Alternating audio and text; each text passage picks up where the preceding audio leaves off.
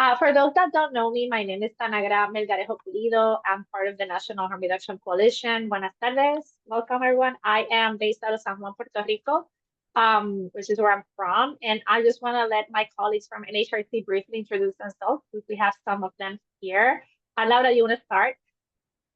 Yes, good morning from California. I'm Laura Guzman. My pronouns she, her, ella. I'm the executive director of NHRC, and I want to give bienvenida to all of our participants. I'll pass it to Harmony. Thank you. Hi, I'm Harmony Seberg. I'm based in New York City. I use she, her pronouns. I'm the National Program Coordinator here at National Harm Reduction Coalition, and I will pass it to Jessie Fanini. Hello, good afternoon, good morning, everyone. My name is Jessie Vanini. My pronouns are they, them. I am the NYC Capacity Building Coordinator, and I am currently at NYC. And I will pass this over to Mike Selleck. Hi, everybody. Mike Selleck. I live in Burlington, Vermont. I am the Director of Capacity Building and Community Mobilization. And I don't know who else from Harm Reduction Coalition is on here, so somebody else introduce yourself if you are, because I don't see all the names. Yeah, no, I think this is us. This is us for the team for now. Thank you, Mike. So for those of you that don't know us, and this is a refresher for those of you that do, we have been around 30 years. This is our 30th year anniversary. And we have been in those 30 years trying to create spaces for dialogue and action that can help heal the harms that are caused by racialized drug policies. We do this through all these different avenues. I am part of the training and technical assistance team, and just really grateful for the opportunity to be in community with everyone today. Speaking of this topic, that it's really important and not much discussed, and also very crucial for our participants and our clients and our patients. So this training covers the why and the what of tobacco harm reduction. The how, which is actually how you do it, right? The tools, etc., and the approach will be covered in a follow-up session. So we are doing this first training just to cover the why and the what of THR, and we're hoping to get your input and insight as we build out the how of THR training that will be happening later on in the fall, sometime towards the end of the year. In terms of today, what we're hoping to cover is just to start by level setting around what is harm reduction and the principles of harm reduction, and also what is tobacco harm reduction and how tobacco harm reduction falls within the framework and the spectrum of harm reduction practices.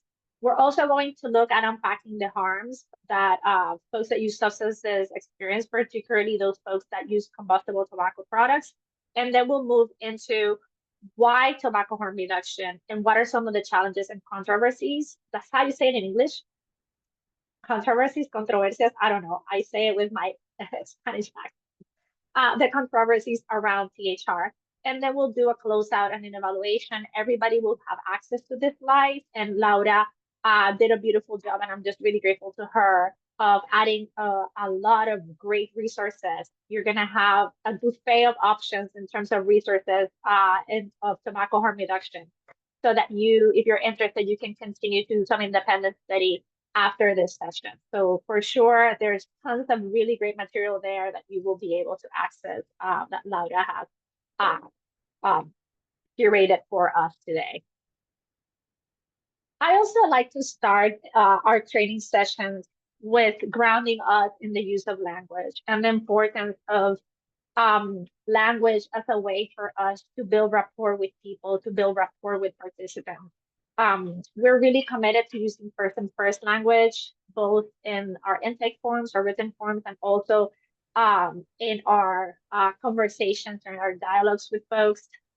We really believe that it's really important to humanize and rehumanize people and to separate people from their behaviors, because we know and believe that this is what makes a welcoming environment, particularly when we're thinking about substances and substance use, and in this case, tobacco use, as we're thinking of this session, really moving us towards using person-first language, which is what can help us set the tone, right? Build that space for trust and connection with our participants in order to dive deeper into some of these conversations and topics that folks are scared to have because they've been shamed and deeply traumatized by systems that dehumanize them and and invisibilize them on a day-to-day basis.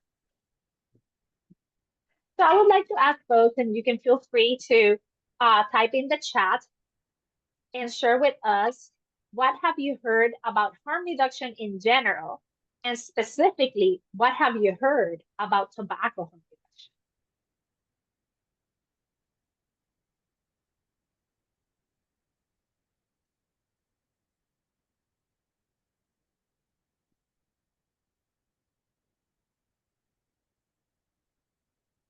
Oh, great, Anisha. Anisha's sharing, I have not heard anything specific to harm reduction regarding tobacco. Awesome. So this is a great place to start. Thank you for sharing that, Anisha. I don't think you're the only one. What else?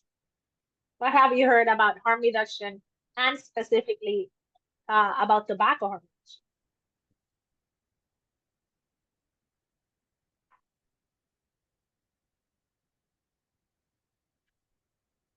I see Emily is sharing nicotine replacement therapy and quit aids. Absolutely. Thank you, Emily. Those are out there and available for folks as options to help them transition from smoking combustible tobacco. Thank you. Stephen is sharing, currently in the States, it is so-called harm reduction, which is annoying and harmful. I have very little about tobacco, which is what I'm here. Absolutely. So thank you, Tiffany. We're definitely looking forward to share with folks a little amuse-bouche, an introduction into tobacco harm reduction as another practice within the harm reduction room. Mike is sharing that smoking is pretty harmful, so anything to alter people's relationship with smoking is a good thing. Absolutely. Thank you, Mike. And that's what harm reduction is about giving people options, right? The controversy around the use of vaping as an NRT, I haven't heard anything to date about tobacco harm reduction, so I'm excited to learn more. Absolutely, Carolyn. And with any practice that is new and is emerging, there will always be controversy, particularly as the science is developed. So for sure, we're going to look at some of those issues towards the end of the session. Thank you for lifting that up. Casey sharing, I work in tobacco prevention in Colorado. I feel like harm reduction is taboo in the tobacco field. I am excited to hear more about harm reduction in this area. Absolutely, Casey. Yes. We have noticed that too. And that's what we want to have this space to think more and have more conversation with each other, right? And see each other as a resource to create space for these conversations, because certainly it is a taboo, and a lot of folks don't feel comfortable talking about it or engaging in conversations about harm reduction in this area. Anything else? Let me see. Laura says that THR follows a similar framework as harm reduction in that risks and harms and reducing harm and risks operate within a continuum. Gracias, Laura. Absolutely. And we're going to see that in a second. We're going to see the continuum, right, of tobacco harm reduction. And tobacco harm reduction as a practice that is embedded within harm reduction as well. Thank you, everyone, for sharing your thoughts in the chat. I like to share this video with folks just to also center us around the spirit and the ethos of what harm reduction is. So I will share this video, and I would love to hear from folks if you have any thoughts. You ready?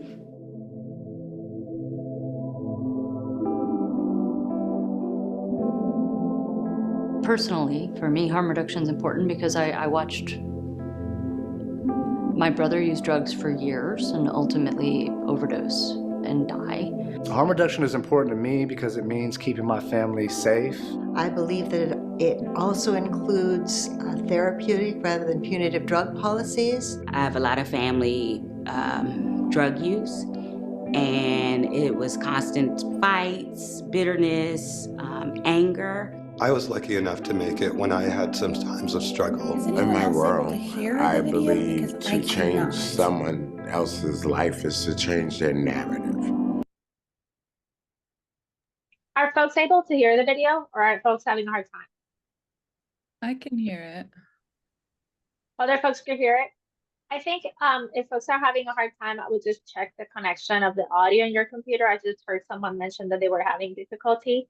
But if other folks can hear, I'm going to continue it. And with harm reduction, I've learned not to have all that anger, to be more compassionate, to not judge anybody and be so critical. Harm reduction gave me a sense of family, sense of belonging, a place where I was accepted just as I was, just as I am. As a physician, I believe in harm reduction because I'm sick and tired of my patients having to die. I lost my daughter to the disease of addiction. May all beings be free, and may my work contribute to that freedom. It's important for you to find your own healing, to find your own path. It's about civil rights. It's about public health. Helping people regardless of the choices they make in life. We don't judge people. I believe that the people themselves are the experts on their own lives. My harm reduction truth is that I was a skeptic, and even as a person who injected drugs. I believe that harm reduction is a movement that is never gonna stop. That advocates for human rights, that advocates for humanity, that advocates for being a whole human being and respect. Harm reduction works because it was created for and by people who use drugs. It's not a radical idea. None of these concepts that people are complaining about and think are radical are radical. They're life-saving, common sense things. I believe that harm reduction is the absolute opposite of tough love. Harm reduction asks us to look at people as full human beings and recognize their full humanity, and that is challenging because we live within systems and structures that every day require us to do the contrary, to stigmatize and to dehumanize people. When I was looking to build a relationship with my father, there were so many people who told me to forget about it, to wait, and for me, I lost the opportunity. My boy Kenny, he was only 25 years old, died of an overdose. He was a peer educator just like me. The truth about harm reduction is that the bigger our movement grows, we run the risk of losing the essence of harm reduction. My truth about harm reduction is that it is the answer to most of life's problems. The hard part about having that skill and knowing that that's true is actually doing it. Yeah, I believe that people really do want to be healthy and well. I believe the war on drugs is a war on people. Harm reduction has helped me reunite with my family and most importantly with myself. Harm reduction is part of my life. Harm reduction saved me. I believe harm reduction is just another way of saying that I care about you. In my mind, harm reduction is the real thing, and that is love. And that's what I try to do each time I step on the street, to deal in love and safety. I feel like our community has been so stigmatized and pushed down and pushed out and pushed away that people forget that we're not even just like them, we are them. You know, we are people. We are your neighbor, we are your son, we are your friend from college. Harm reduction is rehumanizing, harm reduction is love, harm reduction is kindness, harm reduction is helping. Harm reduction isn't about me, it's not just about you, it's about us.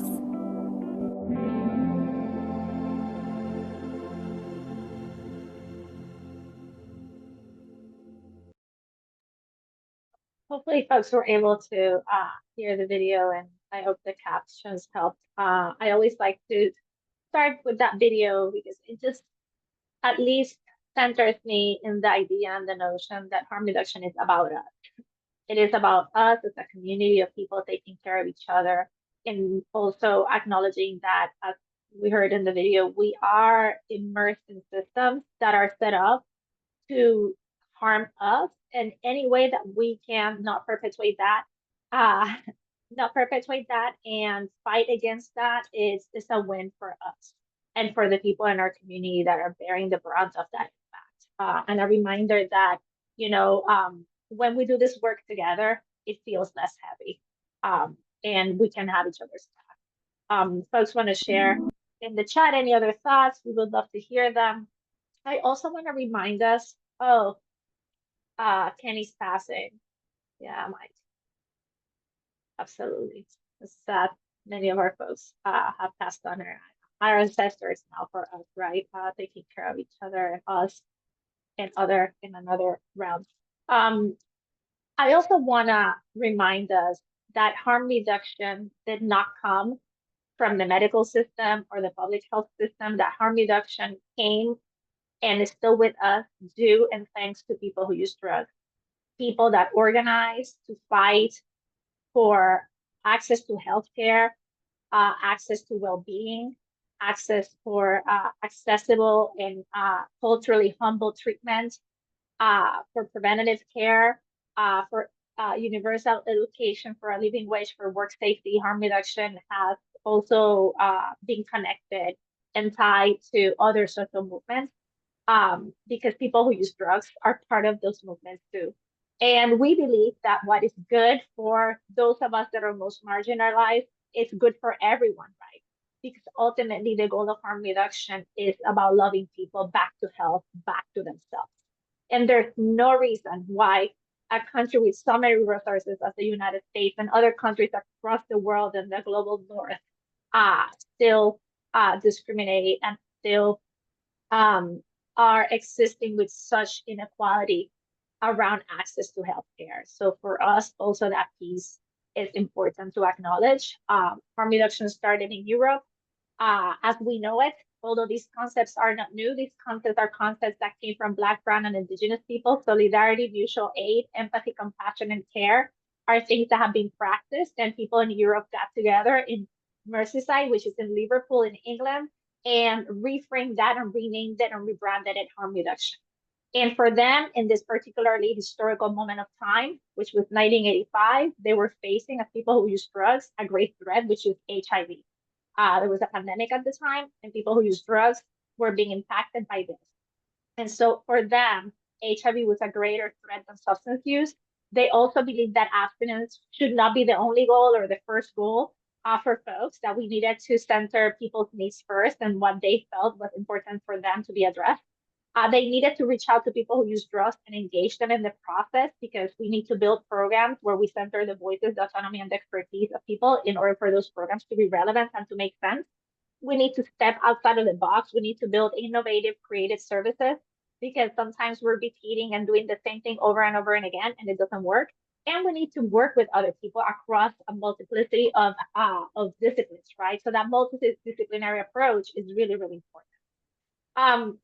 Harm reduction then came to the United States, and this person here on the screen is the person responsible for bringing harm reduction to the United States. This is Edith Springer, a social worker, a person who used drugs, and a person who's a harm reductionist. And Edith, this quote I always hold dear to my heart.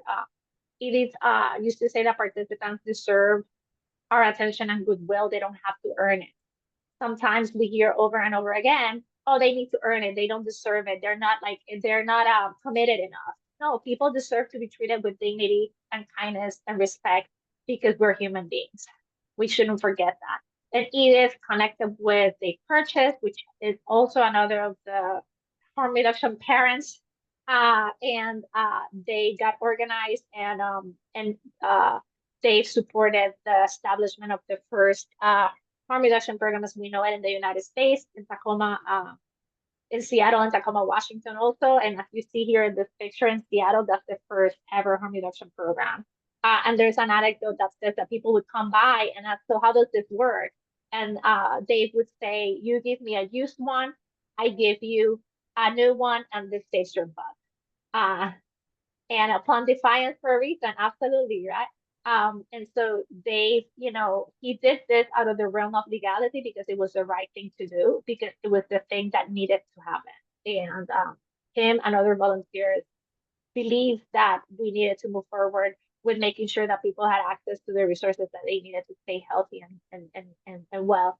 And from there, the harm reduction group was founded, and this harm reduction working group, we have some people here who have passed on and some people who are still thankfully part of our community today. I just want to name that it's also an important reminder that naloxone, as we know it, as a practice of community care, as a practice of survival, is a practice that came to us by people who use drugs. Naloxone was liberated from the hands of pharma and the medical establishment by people who use drugs. And a person in this picture who's responsible for that is Dan Big. And if you're interested in learning more about this, Remedy Alliance for the People is having August 27th as part of their Day of Remembrance of folks that have passed on to overdose.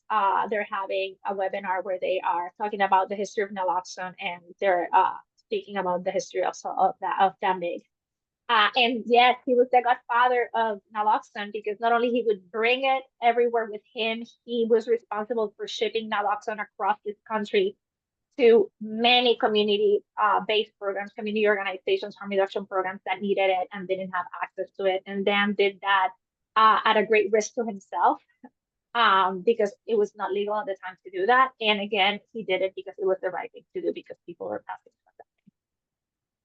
And so when we think of the foundational elements of harm reduction, right, what brings us together as harm reductionists is the belief that people need to be involved in creating solutions for their own issues, right? That people have the ability and the power to think about those and determine those. That any positive change as determined by the participant is something that we need to uplift and center. We need to ensure also that agency policies are supportive to this work, because if they're not, it makes it really difficult for us to be able to move forward with processes and to really make them sustainable for the people who are participants and for the people who are offering the services. And finally, we want to engage in collaboration with other providers. Again, as I mentioned before, harm reduction is not an island. Harm reduction is it's part of the fiber of many other social justice movements, because people who use drugs are everywhere amongst us, and they're part of all those other social movements. So what is harm reduction, and particularly what is tobacco harm reduction, right? So when we think of harm reduction, just as a concept, as a practice, right, is a set of practical strategies that are designed to help us reduce the negative consequences of behaviors that could potentially be considered risky, right? We incorporate strategies that range from safer techniques, right? If someone can drop on the chat what is a safer technique, that would be great. If folks can think of one, some safer techniques that we all know as harm reductionists, then we can think of managed use and abstinence. So there's not a one-size-fits mentality, right? What is the person's need mentality? What is this person needing in this moment? And we work from that with that person from there. It was also a response, as we saw earlier, from what we understood, like we heard about, England and Merseyside and our folks getting organized, because they needed to respond to this proportionate rate of infectious diseases and death. No one was coming to save us. So we decided that we would take matters into our own hands and we would save ourselves and each other, right? And because of that is that harm reduction has come to be, because we're responding to a pandemic of substance use, of hepatitis C and HIV infections that are still today impacting disproportionately Black, Brown, and Indigenous people in this country.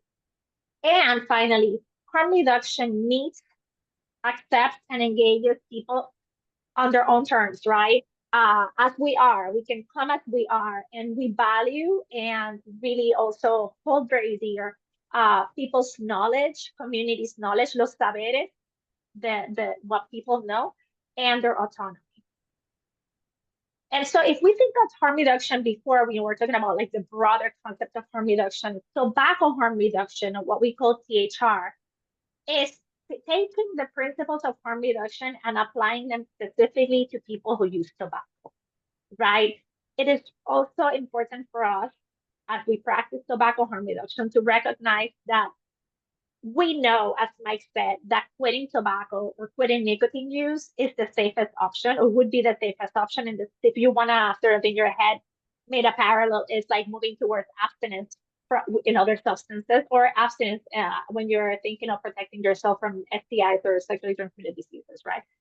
And we also know that many people struggle to achieve or maintain total abstinence, because as we know, the road to abstinence can be challenging and change can be difficult. And so tobacco harm reduction aims to minimize those potential health risks that are associated, that we know exist, from smoking combustible tobacco, by meeting our people, us and our communities where they're at without judgment, shame, or stigma. And this is really important because shaming people doesn't create long-lasting behavior change. What we know is shaming people hurts people and harms people, and we're not in the business of creating more harm for folks. So we really want to ensure that when we're talking to folks, we're meeting them where they're at, not a one-size-fits-all, and we're like not judging people for the choices that they're making. And I just want to briefly share that harm reduction can take many forms. And I love this slide that my colleagues Melissa Matheny and Alex Whitmore put together because it really shows us the broad spectrum of this practice. People who use drugs are visionary, right? They're brilliant human beings because this concept that they thought of and made happen and developed of harm reduction has been applied and continues to be applied across the spectrum from physical to mental to public health practices. Harm reduction works. And we see it every day, right? Being practiced by people across the globe in many different spaces and in many different situations. And harm reduction, we cannot forget that is a movement. It's a movement for social justice. If you don't have social justice, you don't have public health, because you're going to continue to perpetuate inequality and oppression. So if we want to end that, we need to foster a framework of health and liberation for everyone, for every single human being. Many times we know that most of the time, if not all the times, the real causes of harm for our participants, the people that we see on a day-to-day basis for us, are racism, stigma, criminalization, trans and homophobia, misogyny, the violence towards people that are unhoused, the violence that exists in this country towards people that are experiencing or living with mental health conditions, the violence that exists in this country towards people that have had to intersect or interact with the criminal and justice system. Those are the real causes of harm for people. Sometimes drug use is not the first or the second or the third. And ultimately, and this is important, if we want to achieve transformative change, listening, uplifting, protecting, following, and trusting the leadership of those that are most impacted is key. If not, we're never going to change things. Those voices need to be protected. We need to center them. We need to listen to them, and we need to trust them. And we also know that there are very much clear and concise efforts happening daily in this country to silence our voices. And so we need our allies and our accomplices to ensure that you're there with us to fight back against them. Because they are trying to silence us, but they're not going to disappear us. Harm reduction, therefore, is an intersectional movement. Harm reduction sits on the intersection of all of these movements here. The movement to work for mental health liberation, for racial equity, for housing for human beings. Our siblings that are engaged in sex work, we owe them a debt of gratitude, because we wouldn't have harm reduction without the contributions and the vision of our fellow sex working siblings. Folks that are part of the LGBT, NGC, and B+ community, right? Reproductive justice, healthcare, decarceration, and young people. Harm reduction is everywhere within this movement, and it sits at the intersection of this movement, and we're in constant conversation with folks about ways in which we can collaborate and show a united front to support each other. And then I'm just gonna go through pretty quickly over this two primal concepts that are really important for harm reduction. One of them is personal autonomy. You heard that in the video, right? We believe that people have the capacity to make decisions for themselves and to self-govern, right? And when we're working with people who use drugs, when we're working with people who smoke tobacco, right, it requires us to respect the choices that they're making, right? It may not be the choice that I, Tanagara, would make, and that is okay, because this is not about me, it's not my process. What is essential for me and what I need to remember and do is that I need to remind myself that I should be respecting the choices that that person is making, because it's their right to make those choices, and also recognize that we're all doing the best we can with the resources and the information that we have, right? And the tools that we have available. If we don't know something, we don't know it. So that's where we as harm reductionists can come in. If I know of resources that are out there, I can consensually figure out a way with participants to share that information, right? I shouldn't assume that they don't know it. If because they may know it and they may have tried it before and it didn't work. So it's about sharing information from a place of curiosity and care if the person is open to that and they want to receive it. Important also in every step of the way that we really respect and center a person's autonomy. And the other piece that is really important, and here I have to thank Pat Denning and Ginny Little from the Harm Reduction Therapy Center, which is out in San Francisco, is for this concept of radical neutrality and acceptance. And this is a principle that it's not easy, right? I every day have to remind myself of this principle and how do I practice it and embody it. And to be honest with you, there are days that I'm better than others. There are days that I'm like, oh my God, today was not a good day when in this practice, and it is okay because I can reassess. I can sit back and say, okay, what are the things that I learned? How can I do this better tomorrow? But when we're practicing harm reduction services, Pat and Jeannie are telling us that we have to be willing to engage in this practice, which means that we have to grapple with ethical greatness. And I know that folks here that are harm reductionists know that every day we're sitting in the gray, right? We're living in a system like white supremacy culture is really entrenched in the binary, right? In the dichotomies. And the world is not black and white. And systems are not black and white. And we're very much centered in that gray area that is really messy and can be uncomfortable many times for us to sit in there. But we have to grapple with that. We have to tolerate, accept, listen, with empathy and care and compassion, what we consider or we may perceive as difficult behaviors, challenging behaviors, foreign behaviors, behaviors that may be new to us, right? And that means that we're open to being taught by our clients, right? Which requires us to relinquish this idea or this notion that we're the authority or the judges or the experts on other people's lives, because ultimately, in order for us to be successful in our practice and to be supportive and to really center people's voices, we have to be willing to work in partnership with our clients, with our patients and our participants. So again, this is an intersection of personal autonomy, right? And us as providers really looking at what our role is and how we can, again, work from a place of minimizing or not reproducing harms that people are already experiencing on a day-to-day basis. And so now I would love to ask folks to drop in the chat, why do people use drugs?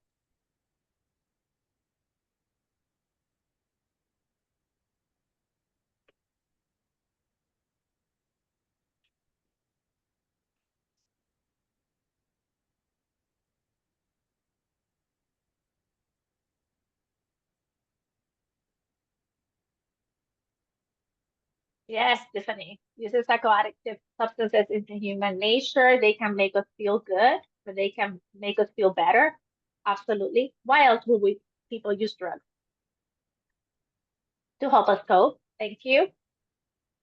For fun, to help us cope with trauma, to reduce pain. For some of us, it's about spiritual prophecy. Some folks have developed a dependency, right, to the substance, and they need to use it so they don't feel sick or feel worse, or sometimes it's dangerous. And if I don't use the substance, it can, like with alcohol, it can create other harms, such as death. Trauma, coping mechanisms to escape. It feels good to treat symptoms for spiritual forces. Some folks may be forced to use drugs, of course. Any other reasons why people use drugs?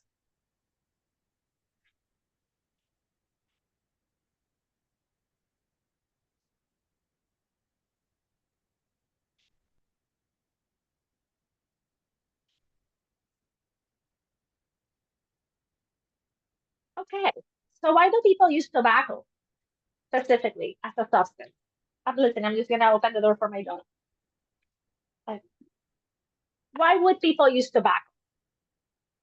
To help manage anxiety. Gracias, Laura. To chill out. Absolutely. Why else? Peer pressure. Thank you, Sean. As a social activity. Absolutely. Socially. To manage stress. It looks cool. That's true. I always wanted one of those like things that they used in the 40s where they put the cigarette in the, how do you call that thing? You would hold it like that. It can help us calm ourselves or regulate. Parties are hard. Going outside to smoke is way nicer and easier to meet new friends. So it's a way to meet other people and socialize, particularly if you're introverted like me. asking someone for a cigarette or sharing a cigarette with someone is a way to start conversation that is kind of like low stakes, like low hanging fruit. Like I don't have to ask you a question that feels kind of like I don't know what to say. Not to gain weight. Many of us may use it, to help us face hunger, right? Or deal with those hunger pains, and it can help us to not gain weight. That's another great reason why people may use tobacco. I think here also something that I don't know if I saw, but I know from folks that have smoked before, is that smoking tobacco also helps people take breaks. Because no one is gonna. There are very few things. I mean, I can say, hey, I'm gonna go smoke a cigarette outside, and people wouldn't bat an eye. It's like, okay, Tana's gonna smoke a cigarette outside. Particularly if you're working in an industry where like breaks are not given very frequently, versus saying to someone, hey, I'm just really tired, my feet hurt, I'm gonna take a break outside. They're not gonna, but saying yes to a cigarette, it's probably more socially accepted. And I see for people living with severe mental illness to improve delusional thinking. Thank you, Laura. And I think you shared a resource with us, right, that speaks to that as well. There's some studies. May I say that about 90% Claro. of people living with psychosis smoke combustible tobacco, 90 to 95%. So the number is very high. Is very, very high. And for folks for ceremony and spiritual practice, thank you, Casey. Caroline, I'm sorry for smudging and pipe ceremony. And we've been recently sharing space with our indigenous siblings, and we understand that this is a very sacred practice for them, part of their culture. And for oral fixation, to navigate oral fixation. Thank you, Rita. So now I want to ask folks, why don't people stop using drugs? Why don't we stop using drugs? Because circumstances don't allow for that. Thank you, Raven. Why else?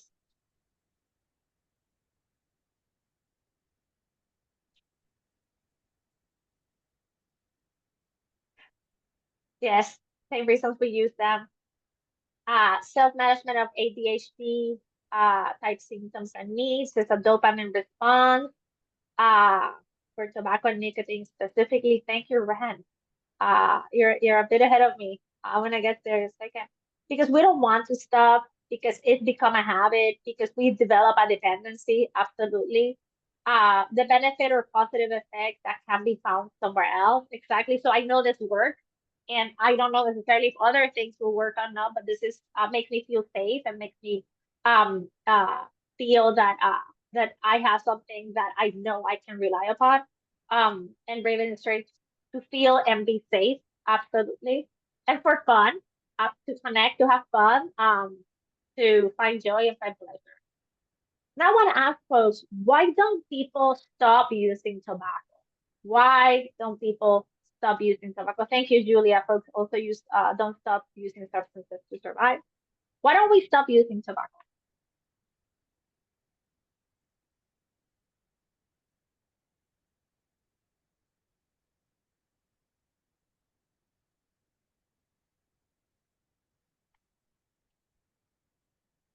The same reasons, the withdrawal effects, the oral fixation, it works, it's social, absolutely.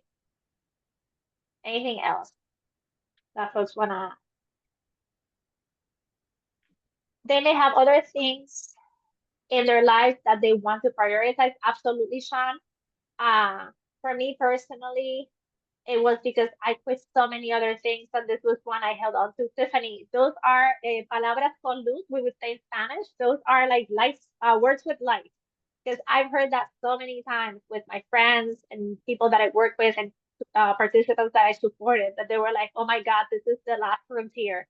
This is the same. I mean, I quit smoking, but I couldn't quit my coffee, right? And I have to tell you, I had to choose between one or the other. And I hear you on that, right? It's like, this is the one thing I don't want to have to give up. Triggers like stress, it is, we don't stop using because it's a way to be social. Loud is sharing something that is also palabras con luz. It's a very addictive substance, and it's very hard to quit, right? Also, like it's really we develop a strong dependency on this, and it's really challenging to quit. And there's not a lot of support and understanding around quitting tobacco. I think the idea is, oh, you should just quit.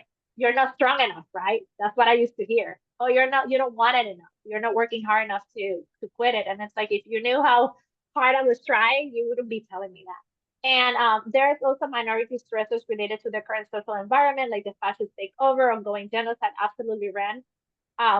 Yes, and we saw during COVID, I had many friends who had stopped using tobacco, that had been abstinent from tobacco for years, that started actually smoking again as a way to help them cope with the stressors of being in that pandemic, and now have continued because of other things that have sort of snowballed from that.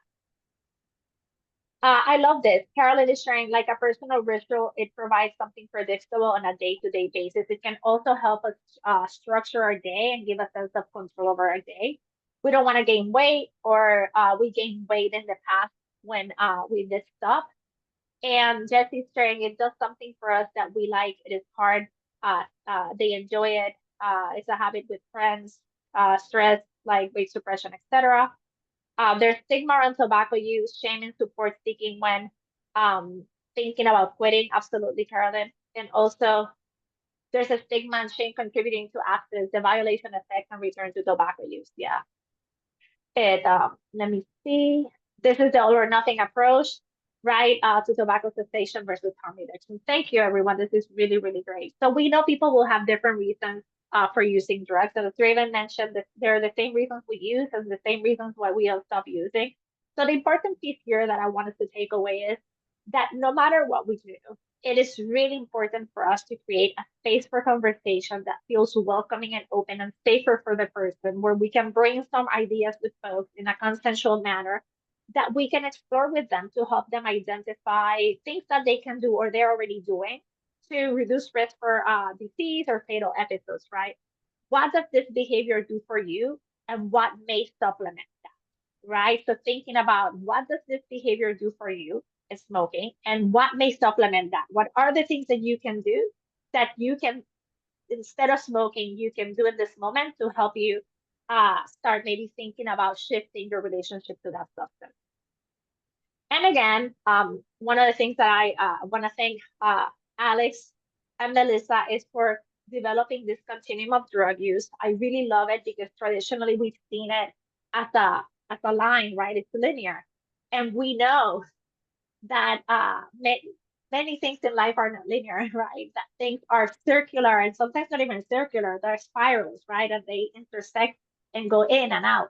And I love the way that they sort of took this and made it a visual that really shows us that the continuum looks different for different people, and folks may move through this continuum and go in and out of it depending on the substance that they're using and depending on the nature of the situations that they're experiencing, right? For some of us, we've chosen not to use certain substances and we continue to use others because they work for us and they don't interfere with our day-to-day life. We don't have an issue with them. For some other folks, they may book back and forth between tobacco smoke. For example, I was a social user for a long time, and in times of stress, I became more of like a daily user of tobacco. And so thinking about, how do we engage people in conversation to help us reflect and help them reflect in their use, right? Where would they see themselves in this continuum of drug use, continuum of tobacco use?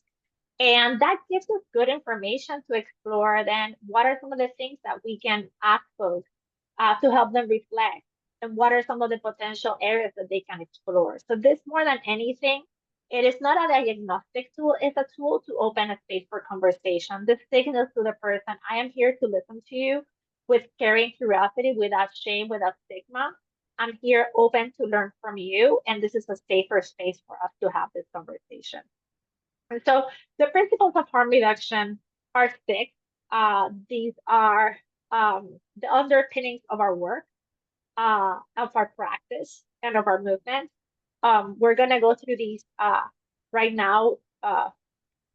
And I want us to think about how do we apply these when we're thinking of tobacco and tobacco harm reduction, right? So the first one is the principle of health and dignity. And this is telling us that people who use drugs care profoundly about their health and also care about the health of their community, right? And that we need to trust and believe that when we're approaching people to support them in their process, and to really think about the ways in which we can create a space of reflection and conversation with folks about what are the things that they understand to be priorities when it comes to their health. I think someone said that for some folks, what may seem a priority to us as providers is not a priority to the person. So we really need to center again that person's autonomy and have them lead us in terms of what do they understand to be health for them. And in the context of tobacco, right, it's thinking about what someone said. I think it was one of our colleagues that said, this is the last thing that I held on to because I had to give up everything else, right? So for me, I gave all these other things that I thought maybe were more harmful or were not as healthy for me. And for me, tobacco is the one thing that I have held on to because I do see a benefit from it, right? So how do we navigate that conversation with someone from a place of health and dignity, right? Instead of shaming them, telling them, oh, you need to quit or you're killing yourself, or all the other things that folks that smoke tobacco here on a day-to-day basis, because that's not helpful. If that helped, we wouldn't have people have issues trying to quit smoking, right? And many times that approach just pushes people further away from even considering shifting their relationship to that substance. The other really important principle here is participant-centered services. And here we want to make sure that we're being non-judgmental and non-coercive when we're providing services or offering resources to people that we're working with.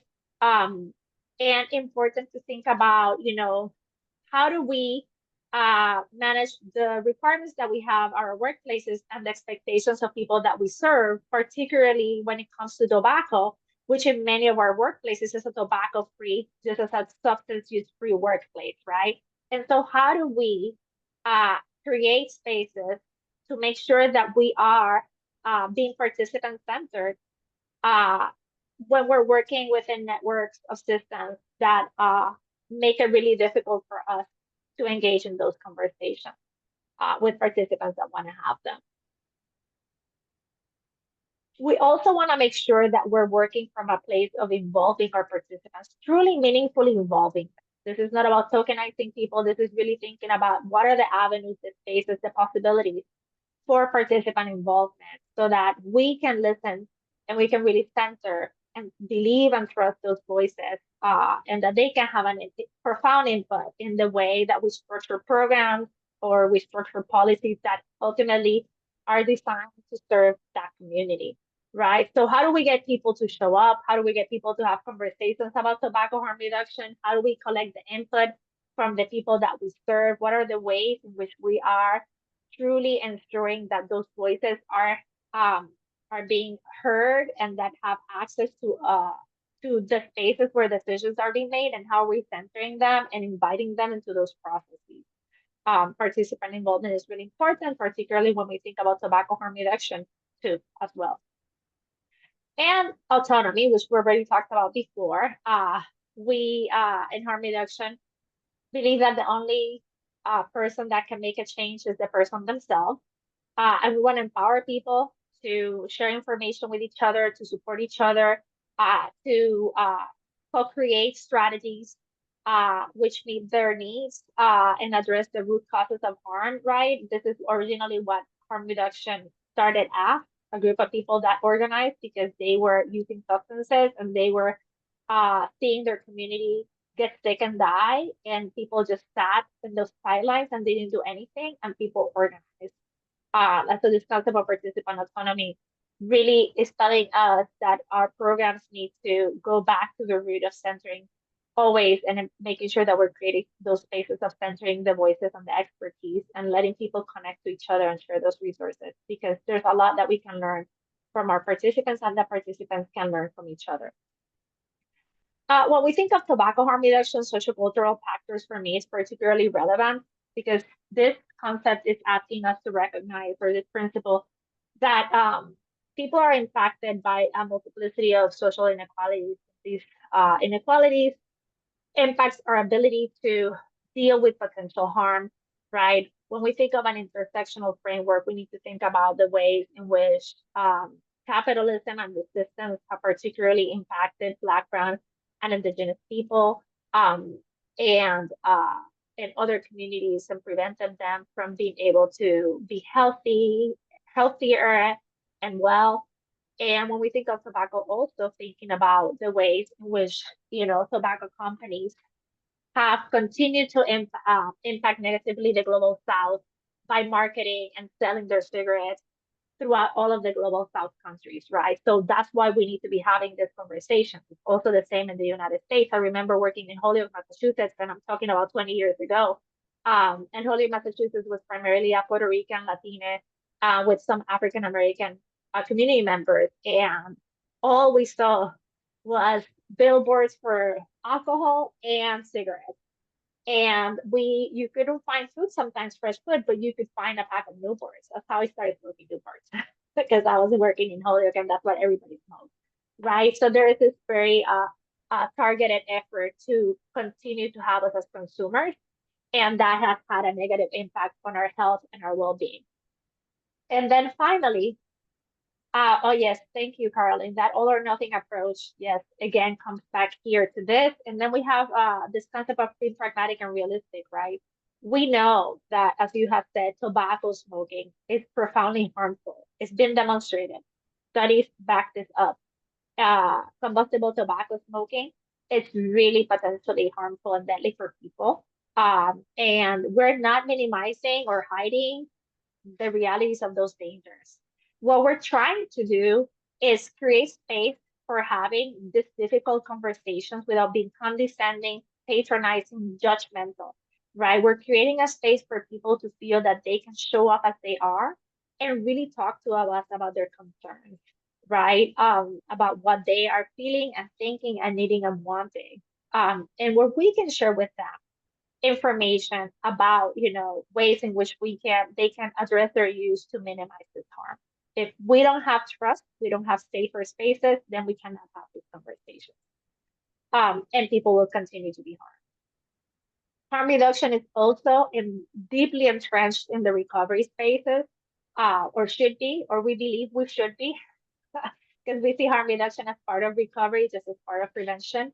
And harm reduction has demonstrated throughout 30 something, almost 40 years of being in existence, that we are a pathway to recovery because we help build trust and rapport with people that may not be ready or would want abstinence-based approaches. We continue to engage those folks in services. We continue to engage them in relationships. We keep people alive and healthier until they're ready to take more significant self-directed changes if they are. We have no expectation of that, but we want to make sure that you're as healthy and alive as you can be. Providing a continuum of care that meets people at various stages of change, right? So we're not a one-size-fits-all. We really center that person's needs in that moment, and we can adapt to meeting people at different spaces. And we also support people's overall health and well-being, which can help facilitate recovery in the long term. So by building those trusted relationships, by working with people hand in hand, by collaborating, by supporting them, harm reduction really sets up people to succeed in this process of engaging in recovery in the way that makes sense for them. So now I want to ask folks, what are some of the harms that can come from using drugs? What are some of the harms that come from using drugs, or could come from using drugs? And you can type them in the chat.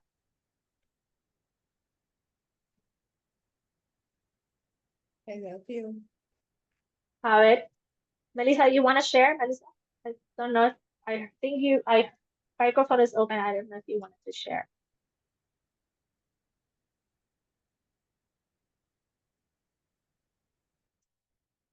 What are some of the harms? I see here, Mike is sharing cancer, asthma, heart issues, breathing issues. It damages relationships, can damage relationships, drug poisonings due to lack of a safe supply. Absolutely, Casey. Caroline, I'm sorry.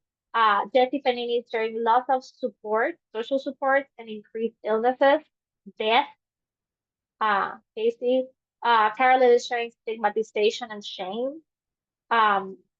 Oh, well, we're gonna ask about tobacco. So you're in the right path, Mike. We're getting there. We're getting there in a second. Forced treatment, that's a huge harm that can come from using drugs. Any other harms that can come from using drugs that folks can think of? Yeah, persistence challenge to stop when they want wounds at injection sites, absolutely incarceration. Thank you, folks. Yes. What are some other harms that come now? Financial consequences, absolutely, Carolyn. And then family estrangement, hold on, this is too quick for my eyes. Loss of custody of children, deportation, drugs are expensive, so it can impact their financial health. What are some of the specific harms that come from using tobacco? What could be some of those harms? When we think of tobacco use, what could be some of the harms that come from tobacco specifically? I think Mike started getting at some of those. Lung cancer, oral cancer, heart issues, breathing issues, cardiac conditions, respiratory conditions. There's health impact, circulation, right? What else?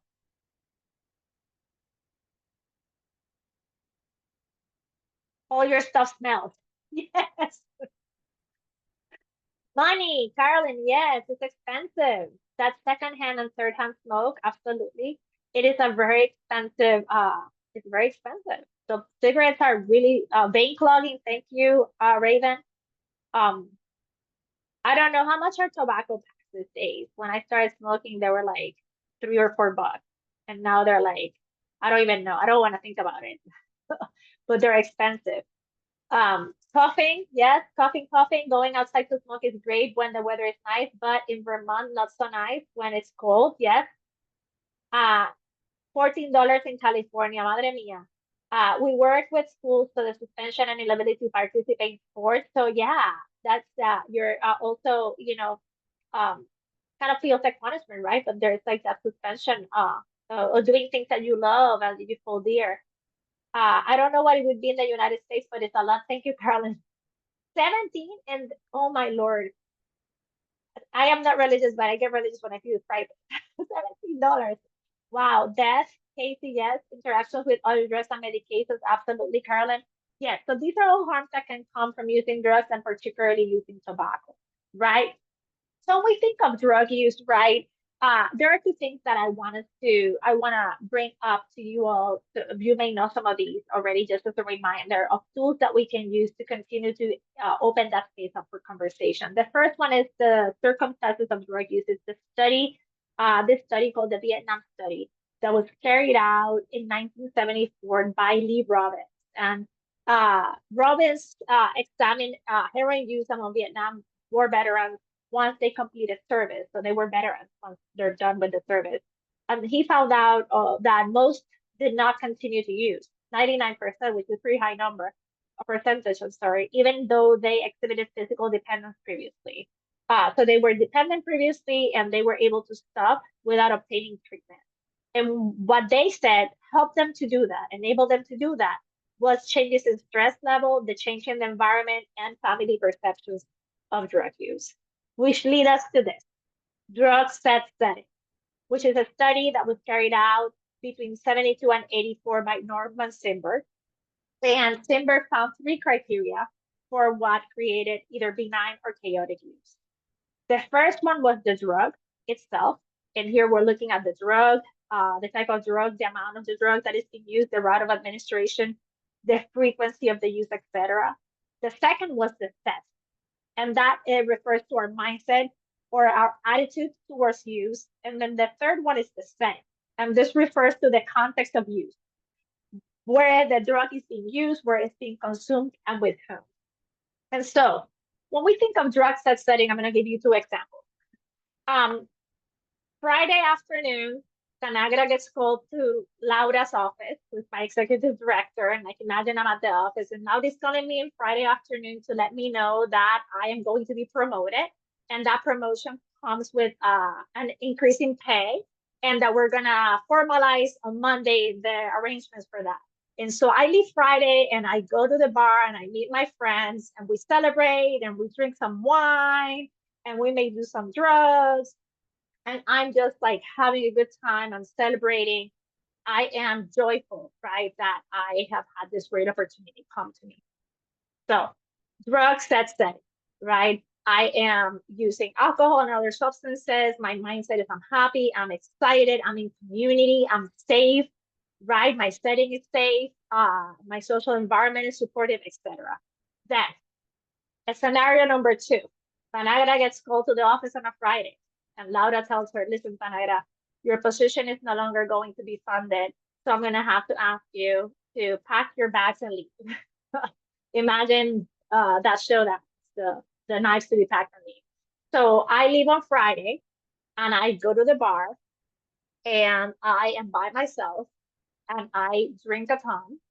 And then I go to the liquor store and I buy a couple more bottles of wine, and I continue to drink at home because I am really scared and depressed and sad that I don't have employment and I don't know what I'm going to do come Monday in terms of helping support myself and my family. So the same substance, but the set and the setting are completely different, right? The set and the setting are impacting how I am relating to that substance. This is no longer joyful and exciting and safe and in community. Now I'm using in a way that may not be as safe for me, right? I'm not in community, I'm by myself, right? My mindset is not the same. So when we think of drugs as settings, the important piece here is to remember that most of the time we focus on the drug itself and we don't explore the set and the setting. And it is by exploring the set and the setting that we can really think about ways with our participants that they can explore to shift that relationship with that substance, right? If my set and my setting can change, maybe my relationship to that substance can change too, right? If I am hungry and I use cigarettes to help me to keep away or bay the feelings of hunger, maybe helping that person, ensure that person has regular and safe access to food and nutrition can help them then shift that relationship to the cigarette smoke, right? So again, drug set setting is another tool, just as the continuum of drug use, that we can use to help us open the spaces for conversation and communication with people. And not necessarily only focusing on the drug, but really thinking about the person and the environment, because those two are really powerful. Really powerful in helping us if we can shift them to help us then shift that person's perception or relationship to that substance. So now we're going to move into the second and final piece of the training, which is really exploring what tobacco harm reduction is. And so we already explored this, what some of the harms that could come from combustible tobacco. We named them cancer, issues with circulation, death, financial issues, respiratory conditions, oral cancer, etc. Why is smoking tobacco so dangerous? We already have said here this, but I just want to reiterate it. We know that tobacco, which is sacred for many of our indigenous communities, is a plant, a beautiful plant, whose leaves are used to create both combustible or smokeless products, right? The leaves may contain chemicals, a ton of chemicals. I can't even pronounce them, to be honest with you, that can be and have been shown to be harmful to human health, and that can lead to forms of cancer, as we know and you mentioned. It also contains nicotine, which is a beautiful word, and also is a very addictive chemical. And although nicotine is not what causes, the illnesses that we have mentioned that result from inhaling tobacco smoke, it is the principal chemical that makes it addictive, right? And so when we have repeated exposure to the other chemicals we find in tobacco due to nicotine addiction, this is what leads us to death and disease associated with smoke, right? So it's because it's A, there are harmful chemicals, and B, because the substance itself is really addictive, right? Tobacco, particularly tobacco smoke, as I mentioned, has a multiplicity of chemicals that we know, because studies have shown, cause cancer, as well as other harmful chemicals that can cause conditions such as the ones you already mentioned. Heart disease, cardiovascular disease, which is the primary cause of smoking-related death, particularly across the world, and particularly also among Black, brown, and indigenous communities. We know that people, because studies have shown this, people that smoke regularly and long-term are at risk of developing other conditions and cancer as well, because they're being exposed repeatedly to these chemicals, which are driven by addiction, by by developing this dependency to tobacco. And so cancer is one of the primary diseases, the big one, right? and studies have shown that combustible tobacco use is directly linked to about 90% of lung cancer death. So definitely a high correlation there. It also increases the risk of other cancers.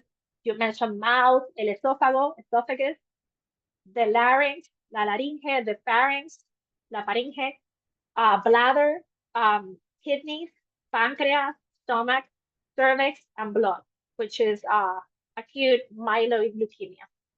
And los químicos, the chemicals in tobacco smoke, such as the tar, el monóxido de carbono, the carbon monoxide, the formaldehyde, el hydrogen cyanide, benzene, and cadmium, which are found in tobacco smoke, damage cells and can lead to cancerous changes. So again,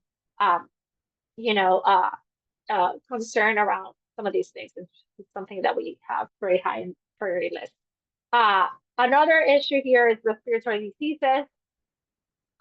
We know that combustible tobacco smoke is the leading cause of chronic obstructive pulmonary disease, including emphysema and chronic bronchitis. I had friends and family members who smoked and had emphysema and chronic bronchitis.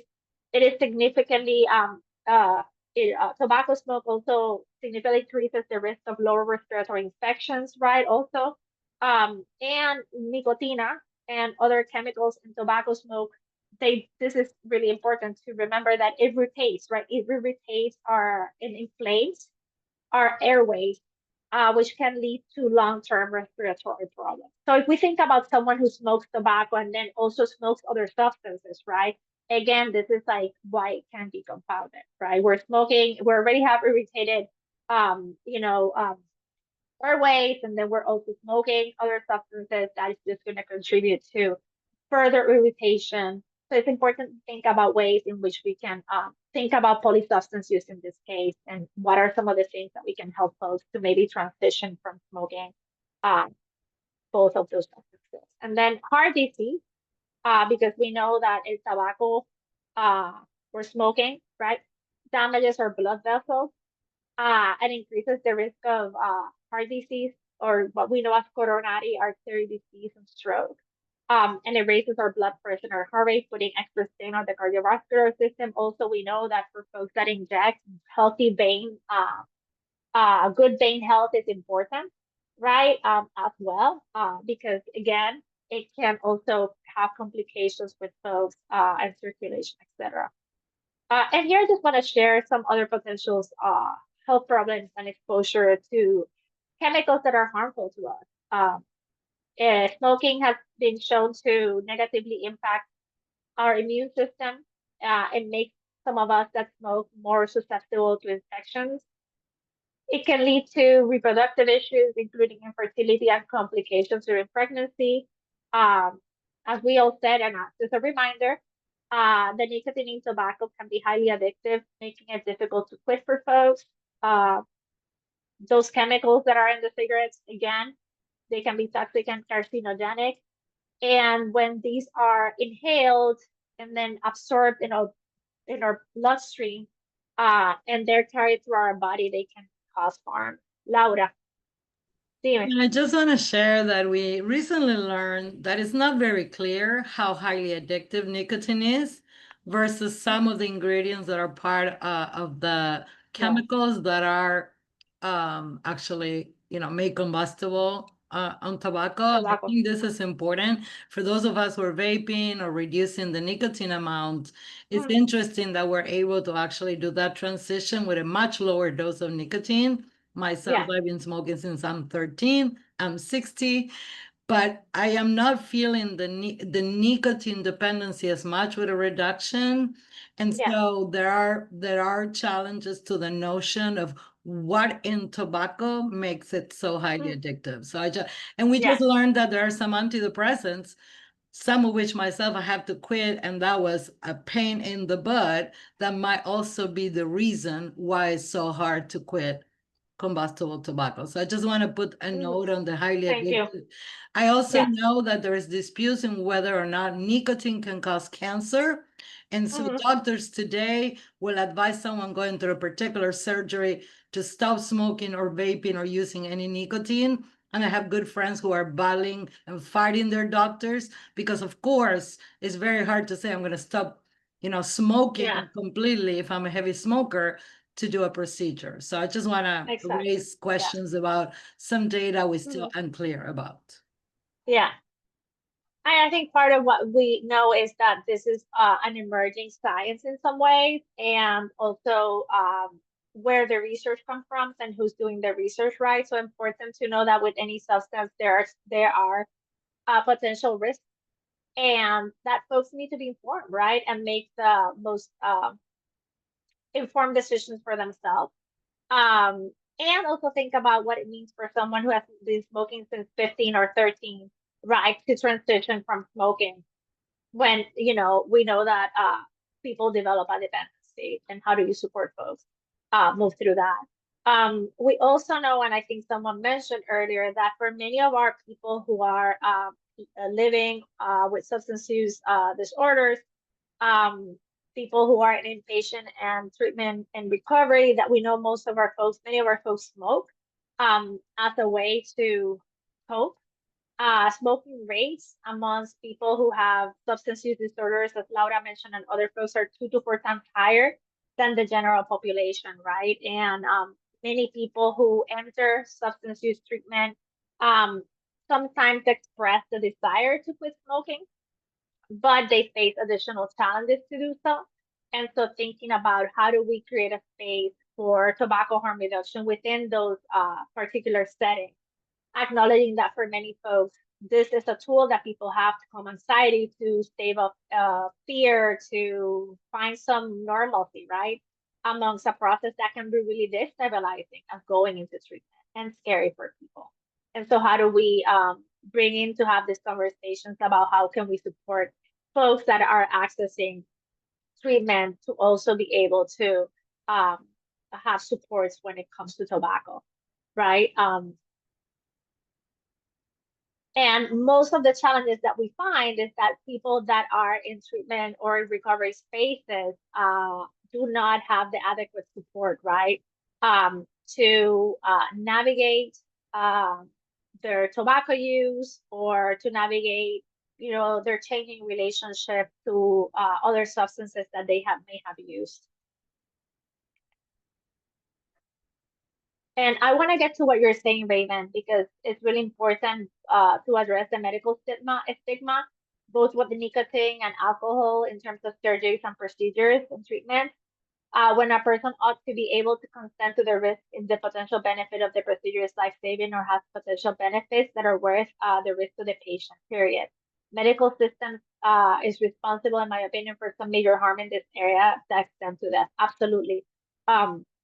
And for example, one of the things that we have found out, through some training that we have received, is that in Great Britain, for example, they have embedded within the emergency rooms and within the hospital system spaces for tobacco harm reduction, to support folks that may be coming in to explore a particular procedure, or they need to be hospitalized, to transition them to using vapes so that the person can continue to move through the process and be able to both take care of the particular health condition that brought them to the hospital, and also to be able to make their stay more sustainable. And it's a pragmatic and realistic approach, right? That they have recognized this is a barrier, like you're saying, Raven, and it causes more harm to stigmatize change and not allow the person to move through the process, versus creating a space for conversation and offering folks potential access to a resource that can help them do both. Donaira, someone mentioned earlier on the chat the fact that people are not let go outside to smoke. I don't know what particular program, and please feel free to jump in. I also want to say we learned in Colombia at the International Harm Reduction Conference that in England there are specific shops within the hospital where people can purchase actual vapes, so they stay in the hospital. Having served for 17 years and housed people, I can tell you most of them went AWOL because of their inability to use any substances while they were hospitalized, and therefore being risk of losing a limb or any other really harmful set of circumstances because of that prohibition.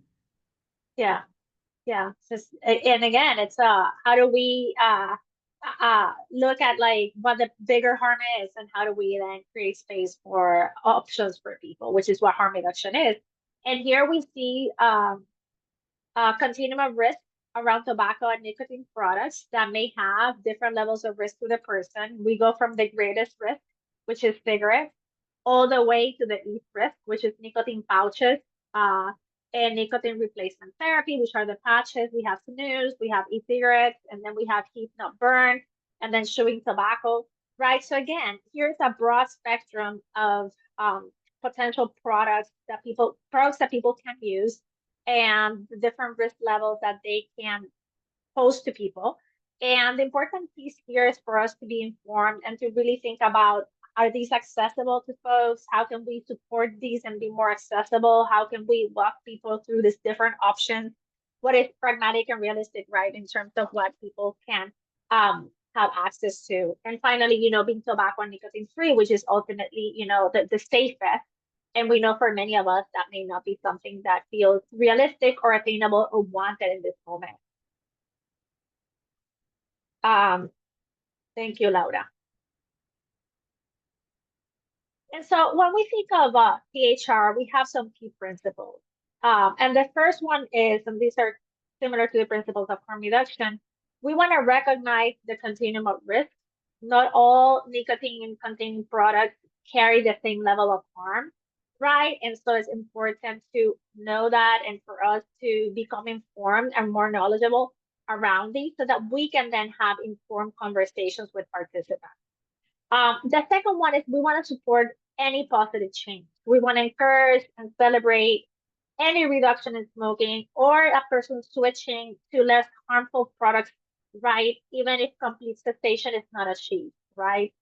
This is not hinged on abstinence, right? So for example, someone that is vaping, that can help them reduce or stop smoking tobacco altogether. I know many of our colleagues are, and I know folks that have been vaping to not smoke combustible tobacco, transitioning from vaping to nicotine pouches, which are the brand name I think is Thin, correct? And then other ways in which we can support any positive change as defined by that person. Even for some of us is to say, I used to smoke a pack a day and now I'm smoking only 5 cigarettes a day. I feel that that is a positive change for me, right? So really thinking about how do we encourage and support that person to stay in that space. We also want to provide accurate information. As with anything with harm reduction, we don't want to fear monger. We want to provide accurate information that is digestible and accessible to people. Particularly, I'm thinking here culturally, person-centered care and culturally humble spaces where this information I'm sharing in English. I'm thinking about my community who speaks Spanish, right? This information needs to be in the languages that people feel more comfortable speaking so that they can digest it and integrate it. We want to educate folks that use this products about the relative risks of different products, and that way people can make that informed decision around what I'm choosing to use. And going back to the beginning, we're promoting agency and choice for people. We want to offer harm reduction. One of the things that I love the most about this practice and this philosophy is we respect autonomy and we work from a place of choice for people. We want to provide people with as many options for folks to explore. We want to support them in choosing the approach that makes most sense for them in that moment, right? What works for Tanagra may not work for Laura, and that's okay, because Laura can do what works for her, right? And we want to support them. And we want to also ensure that we're integrating tobacco harm reduction into other health services. We want to address tobacco use alongside, hand in hand with, other substance use, with other conversations around chronic disease or other health concerns. We want to have person-centered comprehensive care for people, because all of these things intersect and they interrelate. I see Carolyn sharing here also on point with 5, recognizing that if people are accessing services for acute emergent issues, that looking at tobacco use might not be the right thing at the moment with the stress of these situations. Yes, we need to read the room, right, Carolyn? but maintaining that relationship to support down the road as a person is one thing and is interested. Yes, that's what harm reduction is. We meet people where they're at, we work with what is their main concern, and we always continue to strengthen and build that relationship and continue that conversation with people. So when they're ready or interested in exploring that, they know that they can come to us. Thank you so much for adding to that. I appreciate that. And again, just with nicotine, right? As Laura said, you know, it is important for us to make sure that we are being informed, that we are sharing with people information about, you know, what options they have out there, and what that can look like for them in their particular context, right? Are these products accessible? Are these products attainable for people? How can we make this more accessible for folks, right? Because as we know, some of these things have a cost and they may not be attainable for folks, even if they're available out there. A good example, Tanara, is the zinc. I put a link on zinc. Ay, gracias. Yeah, by the way, Sweden is one of the countries in Europe that managed to reduce the level of smoking. It's the #1 country in Europe. And the zinc pouches are different. They also regulate them. But I think it's important to know, for example, in California, I cannot buy legally any vapes. I think most of you who are here know that. And actually, lately, I've been trying to get them from smoke shops, and they have been, so we're using police to actually take all the vapes from the smoke shops that are making a living so that those of us who want to quit smoking do. But you can get flavor pouches, for example, in California because of the ban. So you might get a Zim pouch that is not flavor. I have them, I haven't tried them yet, but I just wanted to just sign on how also prohibition also really limits your choices in terms of making good grounds in your health. Absolutely. And it also defeats the purpose of helping people move towards stopping using substances. Like, right, we know that prohibition doesn't work. It makes things worse, right? And thank you for sharing that, because yeah, like it'd be interesting to see after the ban on the vape, like what has happened for people and how we have punished and penalized people, right, for trying to access what works for them and what feels safer. I just wanted to share that the University of Vanderbilt has the MIND study, and they are studying how nicotine stimulates systems in the brain that are important for thinking and memory, as Laura was mentioning earlier. And they're using a nicotine patch that they're using as evidence-based therapy for smoking cessation, right? They know that, but they're also using it to treat other conditions such as memory loss, mental illness, and Parkinson's disease, right? So if you're interested, there's a link in the back of the resources to the MIND study. And I just thought it was really fascinating the work that they're doing, right? Particularly when it comes to studying the progression, how to delay or prevent the progression of how do you say that in English? Alzheimer's disease? I can't pronounce that, I'm sorry. Alzheimer's disease, which I thought was fascinating. And other ways in which medical research is exploring the potentials of nicotine as a way to help us address some of these conditions, ADHD, depression, Parkinson's, and sarcoma. You will find more information through the MIND study around some of these particular health conditions that they're exploring. So I also wanted to talk about the risk of potential risk of e-cigarettes compared to smoking combustible tobacco, right? We know that e-cigarettes don't contain all of the chemicals that are harmful to folks, right? When they're smoking tobacco, and they do contain nicotine, which we know that can create dependency. It is important for us to know that e-cigarettes are less harmful, but that doesn't mean that they're necessarily completely safe. And like with everything, we're pragmatic and realistic, right? With all drug use, we know that there are potential harms as also potential benefits. We are aware of that. And we're talking about tobacco, we're talking about alcohol, we're talking about any other substance, right? So we know that the sort of consensus amongst the folks that are having these conversations is that nicotine should not be used by anyone who has never used it before, especially youth.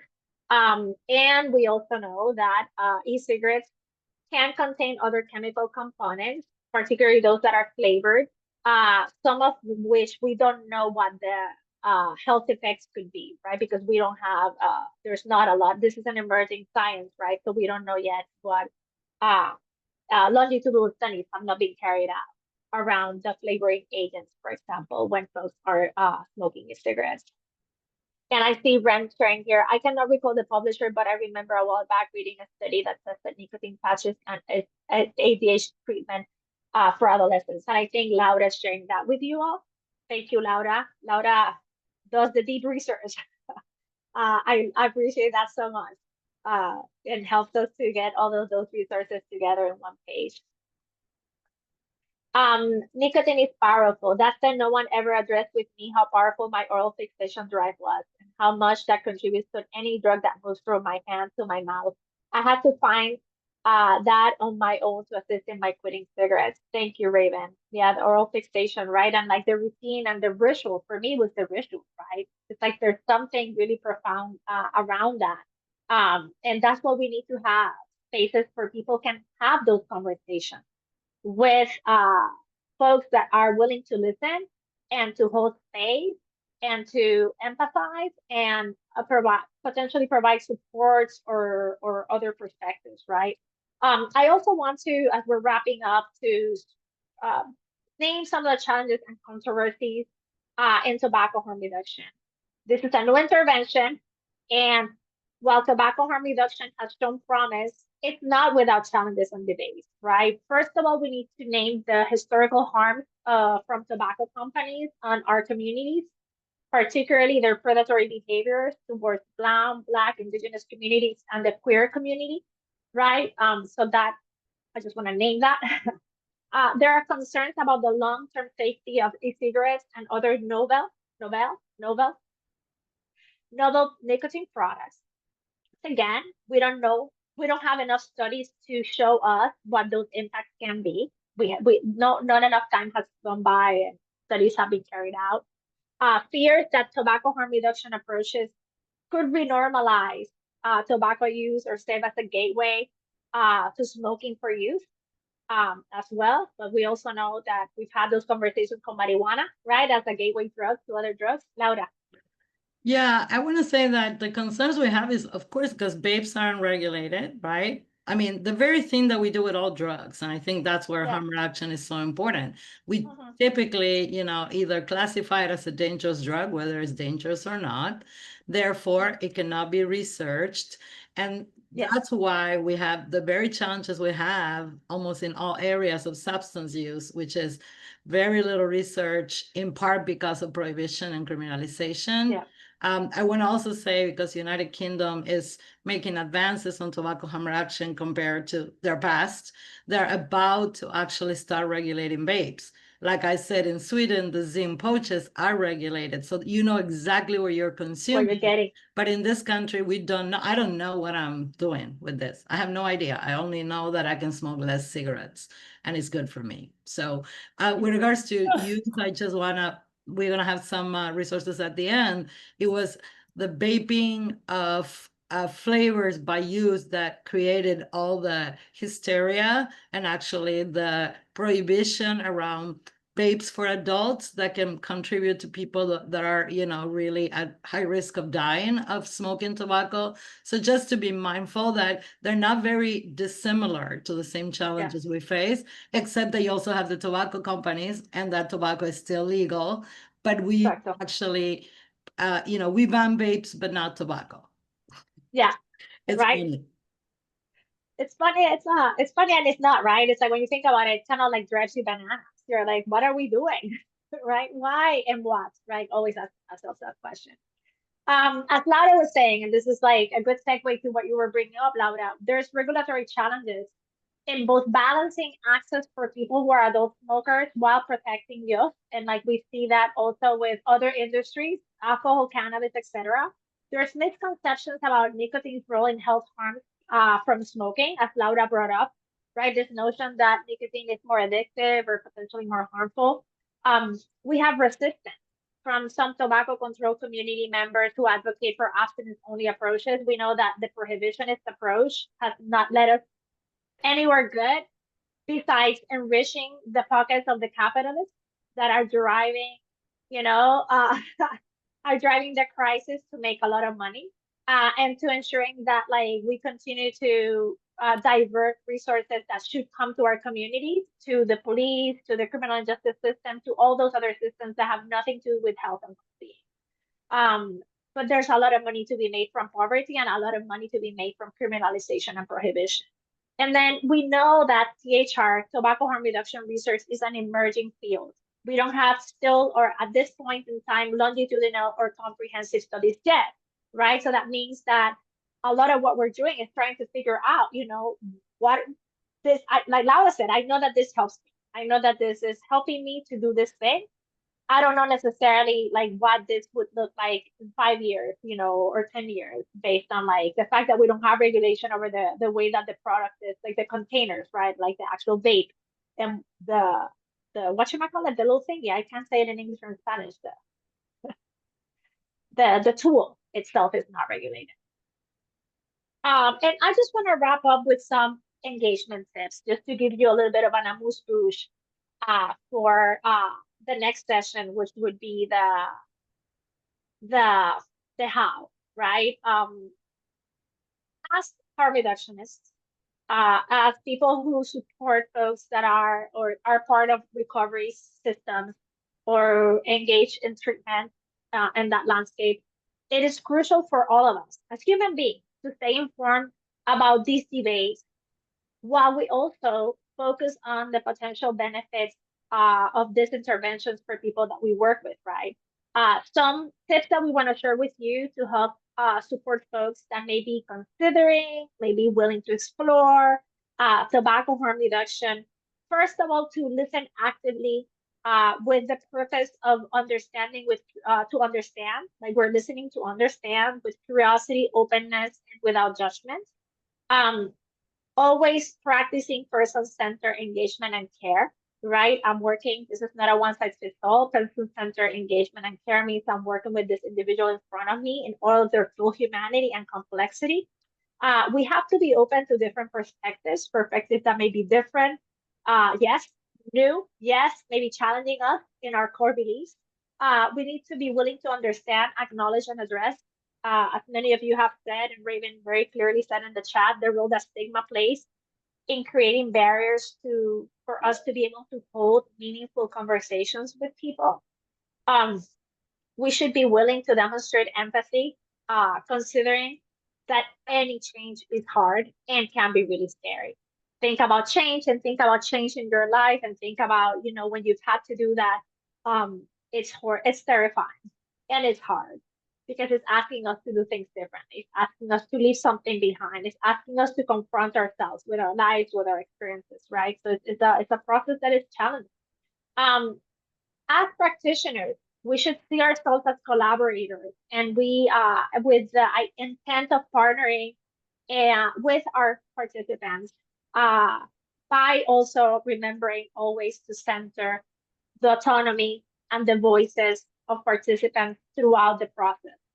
And finally, all of us should always be willing to do research and work on educating ourselves on tobacco harm reduction, right? When I was smoking tobacco, God, I was what? I'm 52. I was 15, and then all the way until I was 21, on and off. None of these options were available to me, right? My experience as a tobacco smoker is very different to the experience of some of my peers today that have other options, right? I haven't smoked in many years. So for me, I have to go through this education process to be able to understand and reintegrate integrate this knowledge so that I can support other folks that are exploring tobacco harm reduction as an option, as a harm reduction option for themselves. So I just want to close by saying that sometimes we focus only on the tools and services, right? We focus on offering the syringes or the hookers or having the conversations about the vapes. But if we do that from a place of stigma and shame and dehumanization, we are not practicing harm reduction. And sometimes you don't have to give out one single tool, and yet you create a space that is safer for people, a space that centers people's humanity, their voice, their autonomy, where people feel trusted and seen and heard, and you're actually practicing harm reduction. And so I just want to close that up here now. I'm going to stop sharing. So folks can ask questions or share thoughts. I'm going to share the slides also in the chat box for people. I don't know if people have questions, comments. Let us know.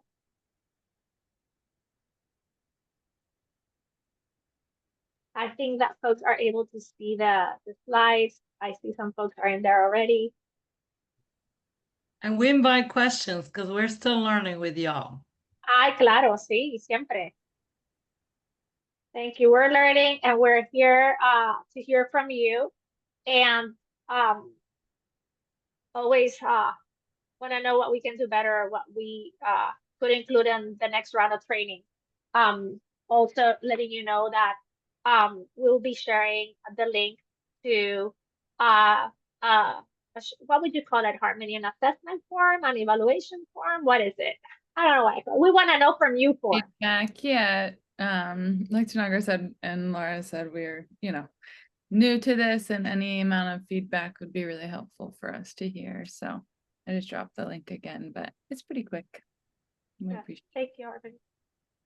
And also, I want to close by saying that as Harmony, just reiterating that we're newer to this, and I want to honor all of those harm reductionists, the mighty and strong and small group of harm reductionists that have been speaking and asking the broader harm reduction community to have conversations about tobacco harm reduction. We're grateful to them for paving the way, and we are here to support the work that they are also already doing. So I just want to name that I'm grateful to the road that they have paved for us.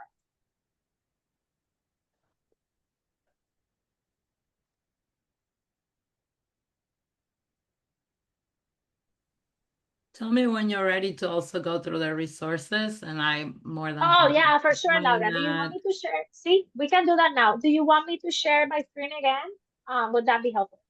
Yeah, and then I can Wait, guide yeah. a bit. Okay, I'm sharing my screen. Can you see my screen?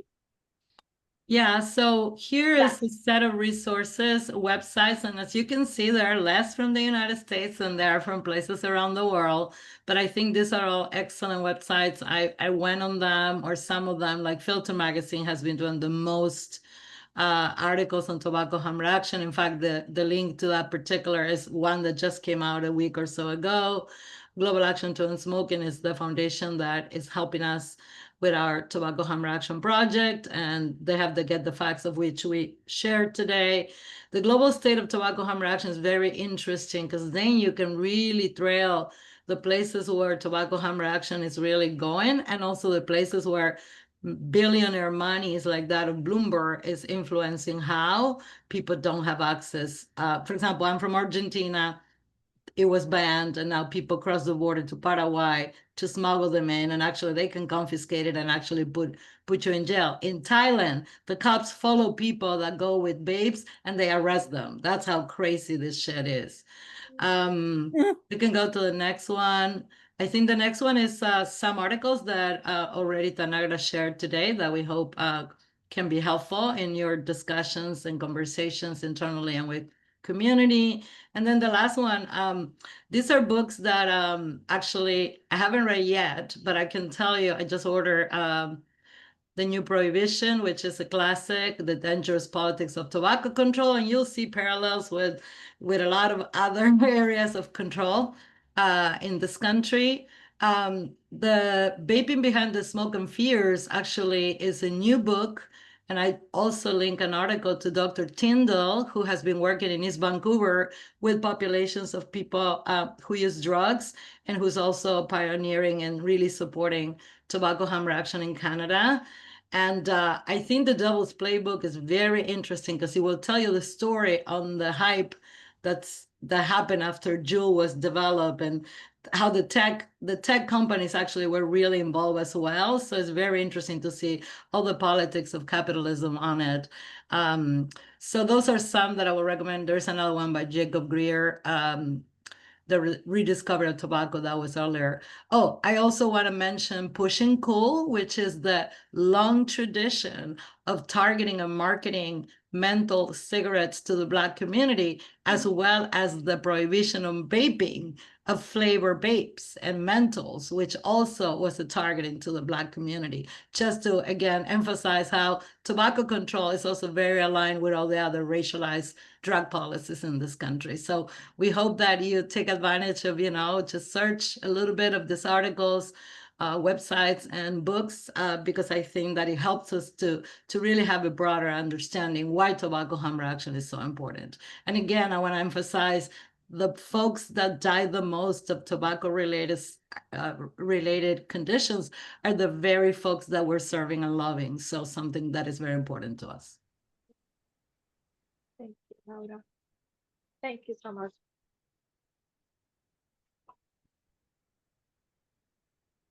Well, I'm gonna give folks a minute in case anyone has a comment or a question. I appreciate folks engaging in the chat. Please, in the meantime, we really would love to hear from you. Harmony shared the assessment, the feedback form, and I think, Laura, that maybe we could have an incentive. We could do like a raffle, and if people fill out the assessment, maybe we can send folks a little something for the winner. There's a way. How you say that? No, I'm just kidding. Ojalá. Well, we can send them una tarjeta with some funds, so they can, yeah, or something like that. So if folks, we can do how you say that, a raffle or a draw or something. Is that how you say it in English? Yeah. So that's gonna encourage you folks to complete the form, please. Thank you, Jesse. Well, folks, I appreciate you all. I appreciate your time. Thank you for being here with us, and we look forward to hearing from you through the